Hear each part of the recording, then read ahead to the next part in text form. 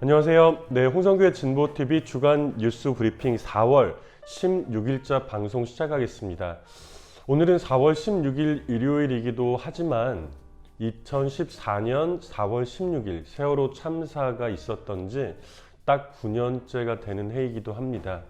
사실 우리는 이 세월호 참사가 있고 나서 2014년 4월 16일로부터 조금 더 안전한 사회로 가자는 이야기를 끊임없이 했었는데요.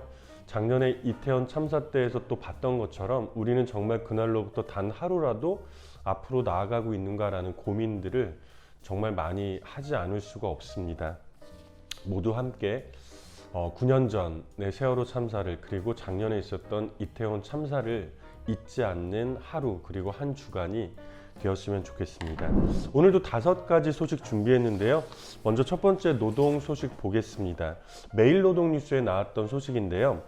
독자 판단으로 한국 와이퍼 설비 반출에 경찰력 투입을 고백한 경찰이라는 뉴스예요. 이게 무슨 말이냐면 지난 3월 15일 날 경기도 안산의 한국 와이퍼에 무려 770명의 경찰이 투입이 되어서 공장의 설비 반출을 저지하려는 노동자들을 강제 해산을 시키고 사용자가 설비를 꺼낼 수 있도록 통로를 터줬어요. 사용자의 편을 들어줬다는 얘기죠. 이 과정에서 18명의 노동자가 다치고 한 명은 갈비뼈 3대가 부러지는 중상을 입었는데요. 지금까지 이 일에 대해서 경찰은 뭐라고 해명을 했냐면 노동부로부터 노조의 행위가 불법이라는 통지를 받았다. 그래서 경찰력을 투입한 거다 라고 이야기를 해왔는데요. 근데 거꾸로 노동부 안산지청에서는 그런 사실이 없다. 다만 지청의 근로감독관이 경기 남부청 정보관과 통화하는 과정에서 노조가 제기한 가처분 신청 결정 과정을 설명한 적은 있다. 이렇게 얘기를 했었는데 경찰에서는 계속 불법이라고 했으니까 우리는 투입한 거다. 무려 770명의 경찰이 투입이 된 거잖아요. 그런데 국회 환경노동위원회 우원식 더불어민주당 의원실로부터 받은 이 자료에 의해서 매일노동뉴스가 보도를 한 건데 경찰은 노동부로부터 이 노동조합의 행위가 위법이라는 공식적인 의견 회신을 받은 사실이 없다고 고백을 한 거예요. 뭐지 그럼? 그러면 노동부나 어디에서도 노동조합의 행위가 위법, 불법이라고 하지 않았는데 경찰력이 투입이 되어서 일방적으로 사측의 행동을 도와준 셈이 되는 거죠. 그래서 이게 왜 문제냐면 경찰이 만약에 자체 판단으로 여기에 병력을 투입하게 되면 이는 원래는 권리 분쟁 중인 단계에는 경찰력이 미치지 않는다라는 민사 불개입 원칙이 있는데 이걸 위반하는 셈이 되는 거예요. 그리고 노사 간의 단체 협약을 위반하는 위법 행위를 경찰이 했다는 고백이 되는 거죠. 단체 협약인 고용 안정 협약의 주요 내용을 어기는 것은 노동조합 및 노동관계 조정법을 위반하는 것인데요. 1천만 원 이하의 벌금형이 있는 범죄래요. 띠용. 그래서 사실은 우리나라의 노동자들은 공권력이 과연 중립적인가라는 고민을 늘 할 수밖에 없는 거죠. 대표적인 공권력이 경찰이 있고 검찰이 있고 법원이 있잖아요. 예를 들면 우리는 법대로 판단해보자 이런 얘기도 많이 하고 있지만 과연 대한민국 법원은 중립적인가? 노동자와 사용자라는 이 가운데에서 정말 우리나라 헌법에 의거해서 판결을 내리고 있는가 이런 의심이 늘 있거든요. 그래서 우리는 기울어진 운동장이라고 얘기를 하잖아요. 경찰도 마찬가지죠.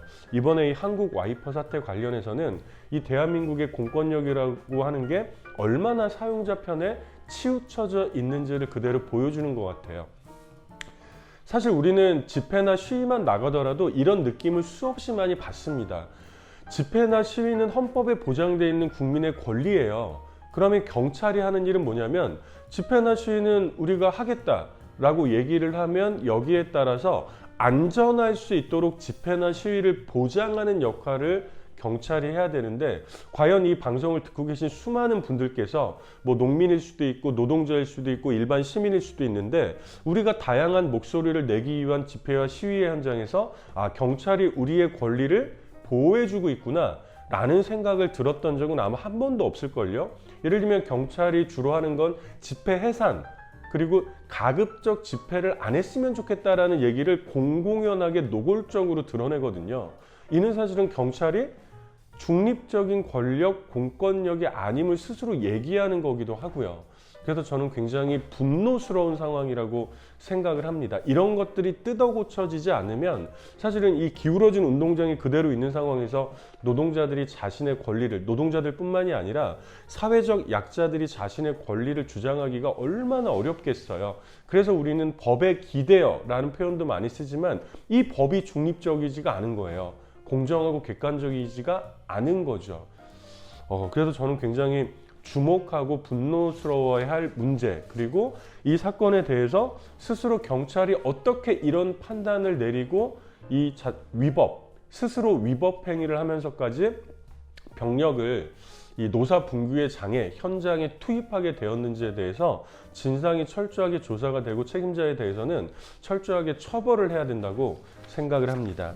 두 번째 소식은 정말 기분 좋은 소식이죠. 지난주에도 말씀을 드렸지만 전주에서 진보당의 첫 국회의원이 탄생을 했죠. 이 강성희 의원이 지난 월요일 날 국회에 등원을 했습니다. 지난 월요일 10일 날, 4월 10일 날 국회 본청 앞 계단에서 첫 등원 기자회견을 했는데요. 저도 그 자리에 함께 했습니다. 사진들을 보시면 제일 뒤에 있어가지고 보이는 사진이 있기도 하고 안 보이는 사진이 있기도 합니다. 강성희 의원은 윤석열 검찰 독재를 심판하고 민주주의와 민생 정치를 실현하겠다라고 다짐을 했고요. 수많은 곳에서 이 현장이 보도가 되었기 때문에 제가 구체적인 얘기를 구구절절하게 하진 않을게요. 강성희 의원은요, 국회 담장 밖에서가 아니라 국회의사당 안에서 진보당의 목소리가 들린다면 그것은 윤석열 정부에 대한 가장 강력한 경고이자 변화의 신호탄이 될 것이다 라고 얘기를 했고요. 같은 자리에 함께한 윤희숙 진보당 상임대표는 이제부터 시작이다. 진보당은 오늘 억울한 일을 당해도 하소연할 곳 없던 노동자 서민들과 함께 국회로 간다. 백석 같은 한석으로 진보당에 보내주신 믿음에 반드시 보답하겠다라고 강조를 했습니다. 그리고 마침 요 즈음에 여론조사가 있었어요. 뉴스토마토라는 곳에서 또 이 뉴스토마토도 또 왜 시끄러워요? 이게 청와대 출입 기자가 있는데 문제는 이제 뭐 윤석열 정권에 대해서 비판적인 기사가 계속 나오고 질문들이 나가니까 지금 청와대 출입이 되지 못하고 있는 이런 상황에 있는 언론이기도 합니다. 내일이 총선 투표일이라면? 이라는 제목으로 여론조사를 했는데요. 정당 지지도를 물어본 거예요. 더불어민주당이 51.3%, 과반이 넘네요. 그리고 국민의힘이 31%, 이어서 정의당이 2.8%, 눈여겨봐야 될 것은 진보당이 처음으로 2.3%를 얻었다는 건데요. 일단 첫 번째, 지금까지 모든 여론조사에서 진보당은 기타 정당이었어요. 진보당을 지지하는 수많은 사람들이 나는 어떻게 설문에 응할 방도도 없고, 그쵸? 근데 처음으로 진보당이, 강성희 의원이 국회에 들어가고 원내 정당이 되면서 공식적인 여론조사에서 진보당이 등장을 했던 거고, 등장을 하자마자 정의당에 바로 이어서 2.8%, 2.3% 이렇게 우뚝 올라갔다는 거죠. 이거는 그만큼 바뀌는 정치 지형들을 보여주는 거라고 생각합니다. 뭐 2.3% 그러면 그게 뭐 얼마나 대단하겠어 라고 생각할지 모르시겠지만 사실은 어마어마한 변화인 것이죠. 예를 들면 내년에 이제 총선이 있잖아요. 뭐 지금 정치 개혁에 대한 수많은 논의들이 되고 있긴 합니다만은 현행 법대로 따지면 총선의 비례대표 의석을 확보하기 위해서는 3%를 넘어야 되거든요. 이 가능성이 이전에 이 진보당의 현황, 그리고 이전에 뭐 민중당의 현황이라든지 이럴 때보다 훨씬 더 급격하게 올라갔다는 것이죠. 그리고 이런 힘들이 민주노총을 중심으로 진보 정당들이 하나의 그 힘으로 모일 수 있는 중요한 지렛대가 되기를 바라겠습니다. 세 번째 소식은 지난주에 사실은 제가 가장 먼저 보도하지 않았나 싶어요. 물론 제가 보도할 수 있었던 데에는 언론에 나왔기 때문인데, 지난번 방송을 한 바로 전날 이 대한민국 정부에 대한 미국 CIA의 도감청이 있었다라는 거를 제가 이 방송에서도 바로 전해드렸고요. 그리고 지난 일주일 동안은 이것 때문에 엄청 시끄러웠던 한 주가 아니었나 싶은데, 사람들이 기가 찼던 건 바로 윤석열 정부의 대통령실과 정부의 공식적인 입장들이었죠. 정말 기가 막히지 않을 수가 없었어요. 심지어 미국에서조차 뭐 엊그제는 그 유출을 했던 기밀 문서를 유출했던 범인을 잡았다 뭐 이래가지고 또 뉴스가 되고 있고, 미국에서 도감청 자체를 부인하진 않았거든요. 근데 정말 신기하게 도감청을 당했던 피해자인 대한민국 정부에서 제일 처음에 내놓은 입장은 그건 거짓 뉴스다 이러면서 사실은 거꾸로 아니 도감청을 당한 피해자 입장이라면 모든 국민이 생각하는 건 상식적으로 동맹이고 나발이고 뭐 이런 걸 떠나서 항의를 하는 게 기본이잖아요. 근데 이런 것들은 전혀 없고 이게 미국도 안 그러는데 심지어 가해자였던 미국도 안 그러는데 피해자인 대한민국 정부에서 계속해서 이것을 무마하려는 모습을 보였다는 거죠. 뭐 대표적으로 용산 대통령실에 대한 도감청 의혹은 터무니없는 거짓 의혹이라든지 뭐 사실관계가 전혀 드러나지 않은 상황에서도 악의적인 도감청은 정황은 없다. 이게 무슨 말이에요? 악의적이지 않은 도감청도 있나요? 정말 기가 막힐 노릇이죠. 이런 상황에서 최근에는 그나마 정부는 도감청 여부를 확정하지 않았다. 이게 뭐 이렇게 이제 한 발 빼기는 했어요. 이 와중에 언론에다가 불만을 표출했다는 거예요. 이유는 뭐냐면 언론에서 이렇게 관련된 의혹을 자세하게 다루는 나라가 없다. 언론의 자유라는 게 늘 국익과 일치하지 않지만 만약에 국익이 부딪히는 문제라면 언론은 먼저 자국의 국익을 생각하는 것이 옳은 길이 아닌가? 라는 말까지 나왔다는 거예요. 와, 저는 진짜 1번 언론의 자유가 국익과 늘 일치하지 않지만 저는 언론의 자유는 국익과 늘 일치한다고 생각합니다. 두 번째, 국익이 부딪히는 문제라면 자국의 국익을 아니 우리나라 정부가 도감청을 당했다는데 여기 국익이 이걸 덮는 건가요? 거꾸로 사람들이 정말 의아한 거죠. 윤석열 정부는 도대체 어느 나라 정부야? 이 국익이라는 게 도대체 뭐야? 지난번에 일본과 관련해서도 그랬잖아요. 우리나라 국익을 위해서. 아니 일본을 편드는 게 우리나라 국익을 위한 건가요? 와 정말 진짜로 어느 나라 정부야? 라는 질문이 나올 수밖에 없는 상황이고요.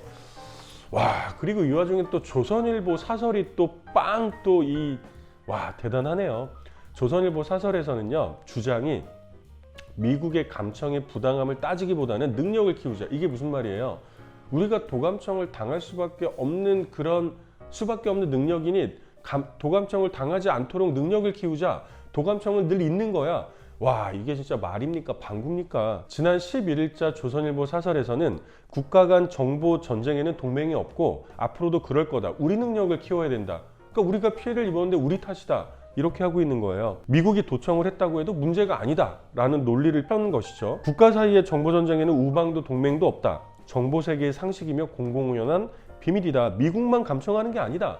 대부분의 나라들이 감청을 하고 있고 여기에 동맹국이라고 해서 빠지지는 않는다. 그러니까 우리나라를 감청한 미국의 행위를 정당화시켜주고 있는 거죠. 도감청을 하지 않는다면 무능이거나 바보일 뿐이다. 그러니까 도감청 자체를 굉장히 정당하면서 뭐라고 하고 있어요. 이런 현실에서 중요한 건 감청의 부당성을 따지는 게 아니라 앞으로도 감청이 있을 수밖에 없다는 전제 아래 우리가 감청당하지 않게 역량을 강화하고 우리가 상대를 감청할 수 있는 능력을 키워야 된다. 와 저는 진짜 엄청나네요. 이걸 뭐라고 표현해야 되죠? 정말 조선일보는 딱 이 순간에 스스로의 정체성을 드러낸 게 아닌가 싶어요. 아니 조선일보 입장대로라면 우리나라가 일제 식민지가 되었던 것도 우리 탓이잖아요. 왜? 그들이 힘이 세고 식민지를 할 의도가 있는데 우리가 힘이 없으니까 그렇게 됐으니 이런 얘기잖아요. 와 진짜 저는 정말 전혀 예상치 못한 곳에서 조선일보가 자신의 정체성과 본심을 드러냈다라고밖에 생각할 수 없는 그런 사태였습니다. 자, 네 번째 소식도 정말 기이한 소식인데요. 사실 뭐 저도 이제 음악을 잘 모르거든요. 아마 전 세계에서 가장 유명한 음악가라고 하면 지금 이 방송을 들으시는 분들도 빡 생각이 나는 게 베토벤일 거예요. 근데 들어봤던 베토벤의 유명한 교향곡 중에는 합창이라는 교향곡이 있고요. 우리가 모두가 다 엄청난 음악이라고 생각을 하는 거죠. 근데 대구에서 시립예술단에서 이 베토벤의 교향곡 9번 합창을 공연하려고 했는데 무산됐다고 표현을 해야 되나? 예. 왜 그러냐면 이 대구에서는요. 그 조례에 따라서 대구의 시향과 합창단이 공연을 하려면 시립예술단 공연은 종교화합자문위원회 심의를 거쳐야 된대요. 전 이것도 처음 알았어요. 이게 다른 곳에도 있나요? 근데 이 종교화합자문위원회라고 하는 건 대구에 이제 있는 건데, 그러니까 이 조례에 따라서 시립예술단의 공연을 다 그 감독이라고 해야 되나? 네. 근데 이제 자문위원이 9명이 있나 봐요. 근데 이 9명의 만장일치가 있어야지만 공연을 할 수 있다는 건데, 아니 그런데 베토벤의 교향곡이 무슨 상관임? 공연이라고 할 수 있는데 자문위원 9명 가운데 1명이 이 공연에 대해서 신을 찬양하는 내용이 담겼다는 의견을 냈다고 그래요. 그러니까 1명이 반대한 거죠. 그러니까 이제 무산이 된 거예요. 이게 무슨 말이야? 아니 신을 찬양했다? 이렇게 보니까 아마 제가 생각할 때는 대구 같은 경우는 또 최근에 또 이슬람 사원 문제 때문에 또 난리가 났던 동네잖아요. 아마 이 개신교가 특히 극우 개신교가 득세하는 상황에서 베토벤의 교향곡이라고 하면 뭔가 이 천주교 미사와 또 연관이 될 수 있는 뭐 그 당시에는 그 유럽 사회 전체가 이 종교의 영향에서 뭐 벗어날 수 있는 게 아니잖아요. 그래서 아마 이 반대를 한 게 아닌가라는 생각이 드는데요. 왜냐하면 이게 처음이 아니었거든요. 이 종교 편향을 이유로 논란에 올랐던 것은 작년에도 대구예술제에서 유네스코 인류 무형유산으로 등재된 제주 칠머리당 영등굿이 이제 공연이 됐는데 여기에 개신교 쪽에서 강력하게 반발을 했다는 거죠. 그리고 대구 시립합창단 40주년 공연에서도 찬송가가 포함이 되니까 불교계에서 또 강력하게 항의를 하기도 했다고 그러고 이전에도 핸델의 오라토리오 메시아라는 공연이 무산이 된 적도 있대요. 와, 그래서 저는 이 문제를 정말 좀 심각하게 보는 이유는 뭐냐면 좀 듣는 여러분들도 기가 막히지 않나요? 종교화합자문위원회라는 것도 참 기이할 뿐더러 여기서 대구시립예술단의 그 모든 공연에 대해서 미리 감수를 한다는 것도 웃길 뿐더러 그러다 보니까 이 종교화합심의위원회는 불교계 인사도 일단 기사를 보면 불교계 인사도 있고 뭐 개신교 인사도 있고 막 이러다 보니까 뭐 대한민국의 그 무속 음악들 굿도 안 돼. 그리고 베토벤이나 핸델도 안 돼. 그리고 뭐 찬송가도 안 돼. 와, 저는 이게 정말 그 민주주의 국가에서 사회에서 진짜 저는 좀 기가 막히더라고요. 근데 이제 저는 이게 어떤 일단이 아니라 우리 사회가 점점 좀 이상하게 흘러가는 한 모습을 보여주는 게 아닌가? 오늘이 이제 4월 16일인데요. 어제 토요일 날 4월 15일 날 화성에서는 제가 있는 이곳에서는 화성 여성회와 노동인권센터와 몇 개 시민사회 단체들이 그 세월호 참사 9주기 기억식을 간소하게 열었어요. 근데 이제 제가 있는 곳은 경기도 화성시이고 향나무인데 여기서 사람들이 가장 많이 다니는 길이 여기는 이제 지하철역이나 전철역이 없거든요. 그래서 홈플러스 향남점 앞이 사람의 그 이동이 가장 많아요. 그리고 지난 제 기억에도 제가 활동을 한지 여기서 지난 13년간 우리는 보통 향남 홈플러스 앞에서 정당 연설회도 하고 기자회견도 하고 이런 걸 많이 했단 말이에요. 근데 그러는 동안에 홈플러스 측에서 단 한 번의 제지도 없었거든요. 근데 어제 세월호 참사 9주기 기억식을 하면서 오카리나 연주도 하고 뭐 앰프를 갖다 놓고 이랬는데 처음으로 홈플러스 직원들이 나왔어요. 누군가가 불편하다, 시끄럽다 이렇게 신고를 했다는 거고 안 했으면 좋겠다 이런 얘기를 해가지고 깜짝 놀랐거든요. 길가예요. 그냥 대로란 말이에요. 저는 이제 이것도 그냥 뭐 우스갯소리로 내지는 사소하게 넘길 게 아니라 사회 전반적인 분위기가 마치 제주에서 이번에 제주 4.3 민중항쟁 그 추념식을 할 때 서북청년단이라는 이 정말 이 말도 안 되는 이름이 다시 등장했던 것처럼 전반적인 사회의 어떤 극우, 반동, 우경화 이런 모습들을 보여주는 게 아닌가. 이것은 결국 민주주의를 파괴하거든요. 그래서 저는 이번에 이 대구의 상황과 관련해서도 이건 뭐 그냥 사소한 문제로 치부할 수는 없겠다. 눈여겨보고 이런 일이 다시 있지 않도록 어떻게 제도적인 틀과 이 시민들의 마음들을 민주주의를 향한 이 마음들을 모아나갈 것인가 이런 고민이 들어서 가지고 나왔습니다. 오늘의 마지막 5번째 소식은 한반도 소식인데요. 네, 윤석열 정부 얘기 또 안 할 수가 없네요. 지난 14일 날 윤석열 정부의 첫 통일백서가 나왔는데 이번 통일백서에서는 북미라는 용어 대신에 예를 들면 북미협정, 뭐 북미회담 보통 이렇게 썼단 말이죠. 이거는 뭐냐면 대한민국 헌법 제4조에서 궁극적으로 평화적 통일을 지향한다고 돼 있기 때문에 사실은 뭐 어떤 동맹들보다도 우리는 이 통일을 지향하는 관계니까 북을 좀 더 앞에서 북미 뭐 이런 식으로 이제 표현을 했는데 이게 처음으로 북미라는 용어 대신 미북이라는 용어로 표기가 됐고요. 기존에 사용해왔던 한반도 비핵화라는 용어는 북한 비핵화라는 용어로 수정되어서 명기가 되었다고 합니다. 이것도 뭐 그냥 넘어갈 수 있는 일은 아니겠죠. 한반도 비핵화라는 용어는 1991년 말에 남북이 채택했던 한반도 비핵화 공동선언에서 유래하고 있고요. 당시 노태우 정부는 미국의 전술 핵은 한반도에서 다 철수했다라고 하면서 남한 땅에는 더 이상 핵이 없다는 핵 부재 선언을 했습니다. 그리고 이에 기초해서 남과 북은 그해 12월에 한반도의 비핵화에 관한 공동선언에 합의를 했는데, 이 선언에는 기존의 핵무기 철수 폐기의 의미뿐만 아니라 앞으로도 핵무기를 보유하지 않겠다는 미래에 대한 약속도 담겼던 거죠. 다만 그 과정 속에서도 미국이나 일본이나 그리고 우리 국내 보수층에서도 북한 비핵화라는 용어를 종종 사용하기도 했죠. 근데 여기에 대해서 재작년 2021년에 한미는, 그러니까 한국과 미국 당국에서 불필요한 논란을 줄이기 위해서 용어를 한반도 비핵화라고 통일하는 과정을 거치기도 했어요. 그런데 이번 정부는 통일백서에, 그러니까 한반도 비핵화 그러면 이 남쪽의 의무도 담은 거거든요. 근데 이 한반도 비핵화 대신에 북한 비핵화라는 용어를 사용하면서 북한의 책임에 방점을 꽉 찍은 셈이 되었던 거죠. 이렇게 따지면 사실은 재작년에 이 한국과 미국 당국 차원에서도 불필요한 논란을 줄이기 위해서 한반도 비핵화로 용어를 통일을 했는데, 이번 정부에도 다시 불필요한 논란을 뻥 터뜨리겠다라고 했던 의도를 저는 분명히 보여줬다고 생각을 합니다. 정말 끊임없이 이 나라가 뒤로 윤석열 정부가 들어서고 나면서 뒤로 들어서고 있는 게 아닌가 싶습니다. 남북 간의 긴장과 대립은 어느 때보다도, 그러니까 남쪽에서는 대규모 한미 연합 군사훈련을 진행하고 있고, 북에서는 끊임없이 대륙간 탄도미사일이라든지 여러 가지 시험 발사를 하고 있고, 이런 좀 어려운 상황이 아닌가 싶습니다.